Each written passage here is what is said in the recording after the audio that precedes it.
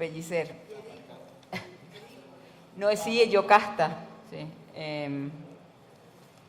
Luis Pellicer trae una presentación que ha titulado La rebelión contra el racismo histórico. Luis, aparte, bueno, compañero, historiador, militante, licenciado en Historia por la Universidad Central de Venezuela y de posgrado en Historia Latinoamericana en las Universidades Internacional de Andalucía y Pablo de Olavide en Sevilla, España. Es cofundador, o fue cofundador del Centro Nacional de Estudios Históricos y exdirector del Archivo General de la Nación de la República Bolivariana de Venezuela. Profesor de la Escuela de Historia de la Universidad Central de Venezuela y del posgrado en Historia de la Universidad Experimental de las Artes, donde actualmente ejerce como vicerrector académico.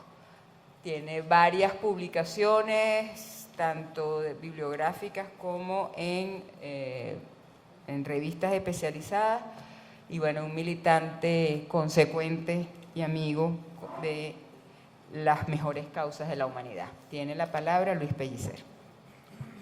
Gracias, Cristian, gracias a todos y a todas los que nos acompañan en esta lucha histórica contra ese monstruo grande y que pisa fuerte, que es el capitalismo y que llegó a estas tierras hace 500 años. Yo voy a tratar de leer, tú me avisas, Cristian, hasta dónde puedo para yo, hacerlo más breve. Quiero compartir con ustedes, algunas cosas que escribí. Pedro me estaba ya casi que regañando, que acuérdate que esto es una cosa actual, que no es la historia, pero es que para Pedro, para mí y para todos los que hacemos historia insurgente, la historia no es una cosa del pasado, sino del presente. Porque son las mismas luchas, y en el caso de nosotros, los latinoamericanos, las luchas de hace 500 años son las mismas luchas que estamos librando todavía hoy. Hay una rebelión contra el neoliberalismo en nuestra América, según lo que aquí se ha discutido con base en las evidencias de la resistencia y rebelión de los pueblos en algunos de nuestros países, debemos decir que sí. Y también debemos decir que esa rebelión no es nueva, no es inédita en estas tierras, no es y no puede sernos extraña ni asombrosa. No podemos verla como 3 canoas enormes llenas de unos tipos tapados, peludos y hediondos que llegaron hace 5 siglos y a quienes recibimos fraternalmente como unos nosotros, pero que nos sorprendieron con su maldad, con su codicia, con su maltrato, con sus ansias de superioridad. Ya pasó el tiempo de esa sorpresa y de ese asombro. Pasó rapidito además, porque pendejos no somos. Esta rebelión de hoy comenzó a suceder hace 500 años también, cuando el cacique Canoabo, en 1493, destruyendo y matando a los invasores del fuerte de la Natividad, acabó por primera vez con ese bicho terrible que hoy llamamos neoliberalismo. De manera que tanto la dominación y sus mecanismos como la resistencia, la rebelión y la revolución son para nosotros asuntos imprescindibles, mejor dicho, vitales, porque se trata de un asunto que debemos pensar y sobre todo porque se trata de una batalla cotidiana que libramos mujeres y hombres de estas tierras desde hace 500 años y más, como bien lo dijo el comandante Chávez. Tenemos 500 años y más de lucha, dijo. ¿Quiénes? Nosotros, estos, el pueblo oprimido y rebelde que una vez más se levanta en nuestra América. Digo como él, como Chávez, que es una larga lucha de los oprimidos para lograr una sociedad de justicia y de equidad social.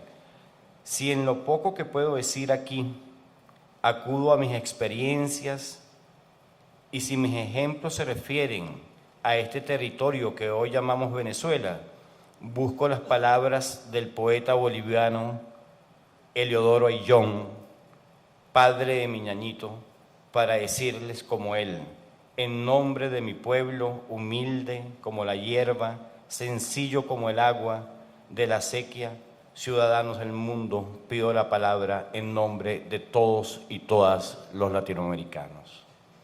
Tomo la palabra entonces porque además nos comprometimos en hacer un discurso, una reflexión, un compartir de estos asuntos que hemos vivido e investigado sobre la rebelión contra el racismo histórico en nuestra América.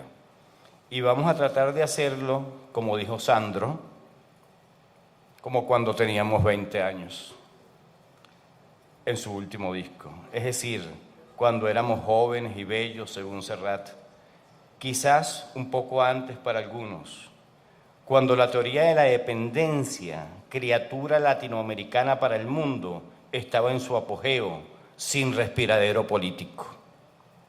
Agradecemos a Claudio Katz por mantenerlo y por mantener esa teoría de manera crítica.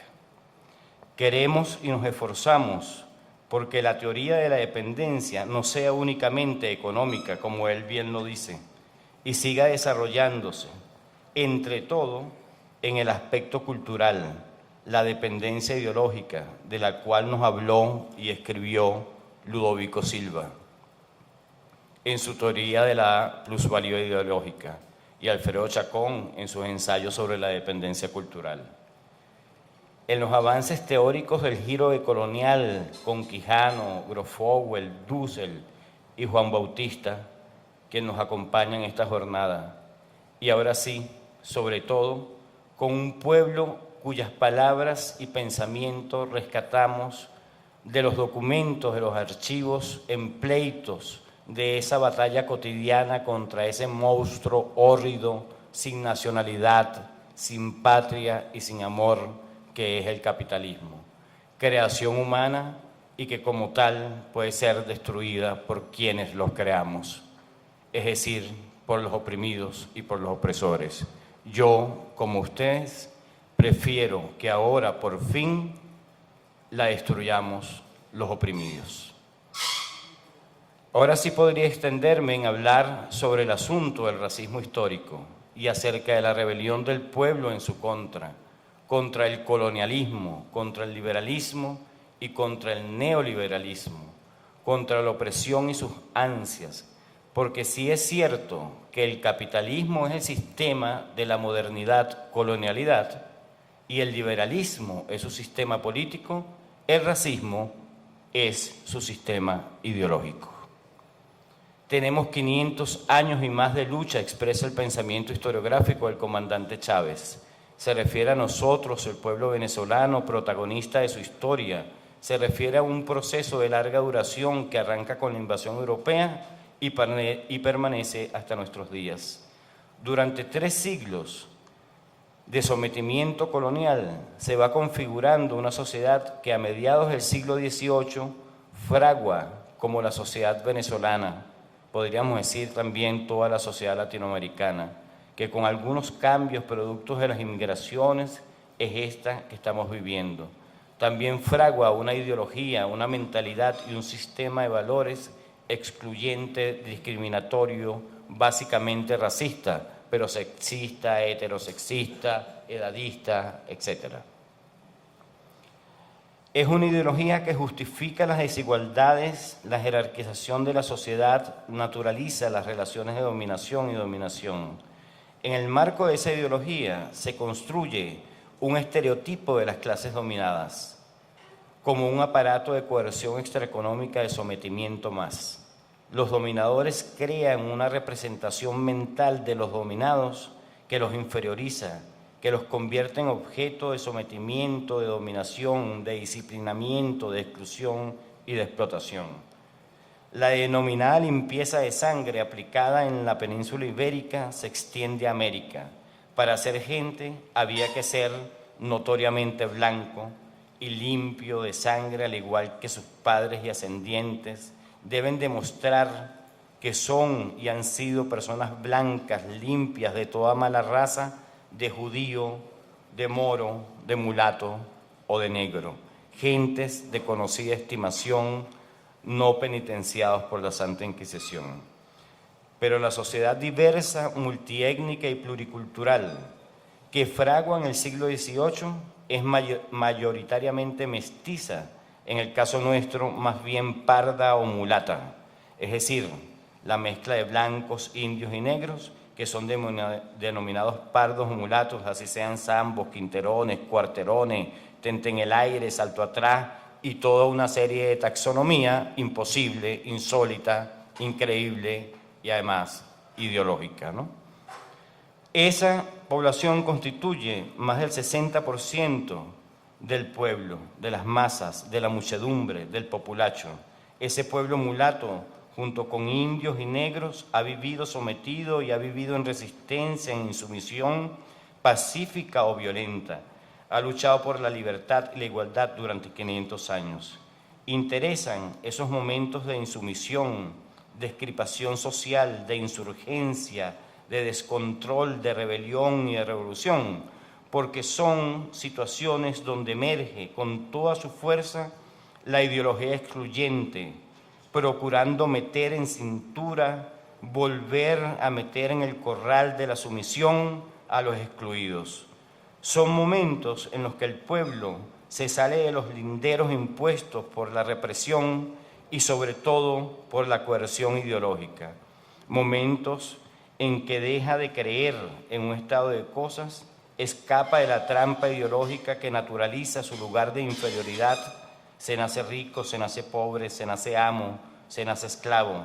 En esos momentos se lanza a la conquista de la libertad y la igualdad, en muchos casos como un deseo ciego y legítimo de superación y en otros con la voluntad consciente de redención social. En esos momentos, el miedo a la revolución que sienten los sectores dominantes generan odio, intolerancia y violencia. El miedo les hace perder los controles del discurso que se desnuda y arremete con virulencia contra los humildes. ¿Tendrán razón para la rebelión y la resistencia? No hablemos de los negros esclavizados reducidos a mercancía. No hablemos de los indios apartados, marginados e invisibilizados. Hablemos de ese gran porcentaje de mulatos que somos. Mujeres, libres, pardos y mulatas. Las leyes los sujetan para pagar tributo y no quieren que vivan sin amos, aun siendo libres, para que se le pueda cobrar con facilidad, y ordenan que sean condenados a trabajar en las minas por los delitos que cometieron. No pueden cursar estudios en la universidad y si lo hacen no pueden graduarse, no pueden contraer matrimonio con blancos, no pueden entrar en el sacerdocio, ni siquiera los pardos que tienen fortuna. La revolución de independencia deja incólume la estructura de poder interna, social, para salvaguardar el lugar privilegiado de los blancos y de los blancos mantuanos. A pesar de Bolívar, quien en su concepción republicana radical afirmó: un gobierno republicano ha sido, es y debe ser el de Venezuela. Sus bases deben ser la soberanía del pueblo, la división de los poderes, la libertad civil, la proscripción de la esclavitud, la abolición de la monarquía y de los privilegios. Necesitamos de la igualdad para refundir, digámoslo así, en todo la especie de los hombres, las opiniones políticas y las costumbres públicas. Inmediatamente declarada la independencia, se promulgan las ordenanzas de los llanos, toda una legislación que procura el control de las clases populares a la misma usanza de los bandos de buen gobierno coloniales. Los peones libres deben presentar pasaporte del juez del departamento para poder trabajar en alguna otra hacienda. El hacendado o mayordomo debe indicar en ese pasaporte si cumplió o no el trabajo. Sin eso no podrá trabajar en otra parte. Se prohíbe el tránsito de cualquier persona por los llanos sin pasaporte que indique de dónde viene y a dónde va. Sin eso tendrá pena de cárcel. Todo el que vive en el llano o en el poblado debe tener oficio honesto y recogido. Si no, será juzgado de vago, entregado a un dueño que le haga servir por el precio que considere prudente. En definitiva, una legislación para favorecer a los propietarios y sujetar a la mano de obra. Esto pasa durante el siglo XIX, durante todo el siglo XIX. En 1841 dice la ordenanza de policía: ningún peón podrá ausentarse de la hacienda ni en días feriados sin permiso del dueño. Los manumisos tenían derecho de escoger con quién querían trabajar una vez obtenida su libertad, y sin embargo son innumerables los casos en que los jueces los someten a prisión por no querer trabajar con su antiguo amo. Los pobrecitos oligarcas en 1841 se quejan de que la servidumbre doméstica, nadie tiene ya quien les sirva en su casa. Aquellos proletarios a quienes su miserable condición reduce en todos los países del mundo a servir, en el nuestro lo tienen a menos. Dicen que no sirven porque son libres y afirman que esas leyes que obligan a servir son obra de la otra gente de tono que pretende tenerlos por debajo, como en el tiempo del absolutismo. Estas son sus palabras favoritas: qué porvenir. Se aprecia la insumisión, la resistencia cotidiana de un pueblo cansado de estar sometido a la servidumbre. En muchos de los casos son manumisos o manumisas, como el de las negras manumisas que se niegan, a pesar de que se les pague jornal, a llevarle la alfombra a las antiguas amas a la iglesia. Es un asunto extremadamente degradante porque simboliza su pasado y su pasada condición de esclavizadas. En una manifestación en pro de la abolición de la esclavitud en 1854 se gritaba en las calles: abajo las alfombras, fuera la asesina. Mencionamos quizás unos mecanismos, los menos violentos de dominación y alguna forma de resistencia de los dominados, pero estamos claros que las razones para la insurgencia existen de sobra. Las condiciones paupérrimas de vida y los mecanismos de dominación de los más bárbaros estarán intactos hasta muy avanzado el siglo XX. ¿Qué decir de la condición de vida de los obreros petroleros durante el gomecismo y de la población en general, que una vez muerto el dictador durante el gobierno de López Contreras produce un estallido social el 14 de febrero de 1936 que obliga a establecer un plan de reformas sociales tímido y como dádiva y no como derecho, en que por primera vez se regula el jornal laboral? Es que en la década de 1980 no teníamos 80% de pobreza, de la cual 40% era pobreza extrema. ¿Se justifica o no la lucha por la libertad y la igualdad? Que no son entelequias, es una lucha por la tierra, por la vida digna. Es una lucha que se produce en momentos cumbres, violentos o no, o ambos inclusive. Aquí y ahora estamos atravesando por una de esas cumbres, pero yo quiero referirme a la conflictividad entre pardos y blancos, mantuanos a mediados del siglo XVIII, quienes se enfrentan en los tribunales del reino hasta llegar al rey por la aspiración de los pardos a que se le trate como blancos. Es la resistencia de un sector social usando los mecanismos que le permite el sistema y la reacción conservadora y cobarde de los blancos principales. Dicen los blancos: el mulatismo de suyo es un género de gente altivo, insolente, descarado. Luego que sacude el yugo de la servidumbre, se hace incorregible, pertinaz en sus excesos y capaz, en una palabra, de atropellar el respeto más sagrado y la autoridad más soberana. De allí que si se le disimula sus atentados en los principios, se crecen gigantes en los fines. Los mulatos tienen toda su herencia biológica, social y cultural en los primeros africanos, unos hombres marcados con toda la ignominia de la barbarie, con toda la infamia de la esclavitud, hombres estúpidos, groseros, desnudos, sin más señal de racionalidad que una semejanza desfigurada y casi oscurecida corredor del clima, hombres víctimas de la ferocidad de sus cohermanos que los privaron de libertad, hombres en quienes las pasiones más groseras tienen un imperio que casi los degrada de su ser, hombres inclinados al robo, sanguinarios, suicidas, cubiertos por lo común de la confusión de las costumbres más bárbaras. Esto es lo que pensaban los mantuanos de los mulatos que somos y que seguimos siendo. ¿Se imaginan un desastre si se le permite y si el rey le da eso que llamaban las gracias al sacarse y se le permite que accedieran al nivel de los blancos?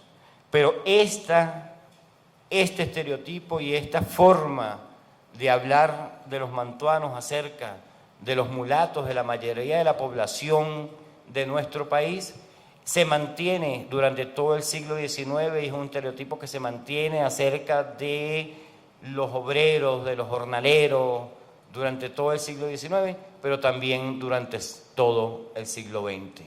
Todavía estamos viviendo nosotros este racismo histórico que fragua a finales del siglo XVIII y que encarnó Chávez.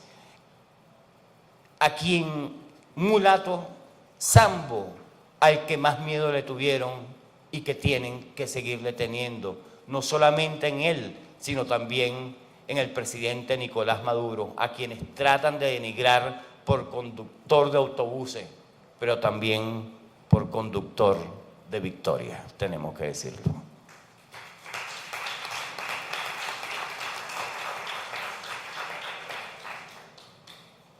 Para la ideología de las clases dominantes y sus amos imperiales, seguimos siendo el mulatismo del siglo XVIII, la pardocracia de la independencia, la oclocracia del siglo XIX y el chavismo del siglo XXI.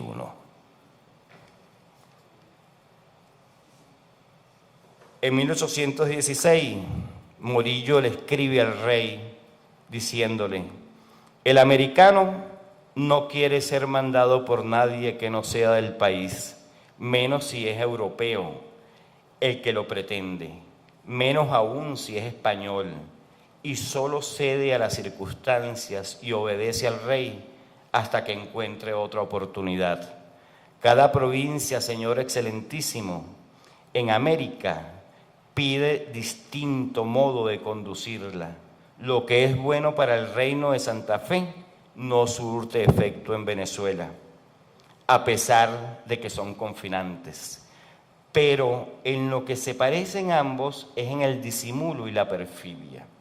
Quizás no hubieran presentado una obstinada resistencia a los habitantes del virreinato de la Nueva Granada si no hubiera venezolanos. Cartagena se resistió hasta lo imposible por los venezolanos. En la derecha del Magdalena se han dado ya varias batallas a tropas organizadas por venezolanos. En la fragosa y estéril provincia de Antioquia han declarado ya 2 veces la guerra a muerte y tienen los pasos fortificados con inteligencia por venezolanos.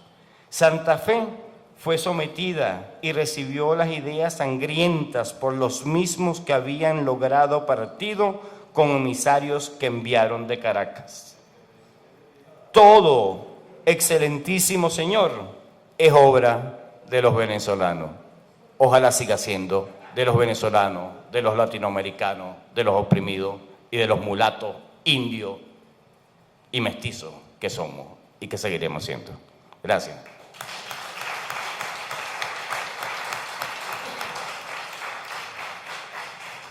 Agradecidísima y agradecidísimos todos nosotros con Luis, que ha hecho este recuento, esta mirada sobre lo que ha sido el tratamiento en lo político, en lo simbólico y en lo cultural del racismo y su correlato en el ámbito de las clases sociales en la historia de Venezuela y en la historia de América.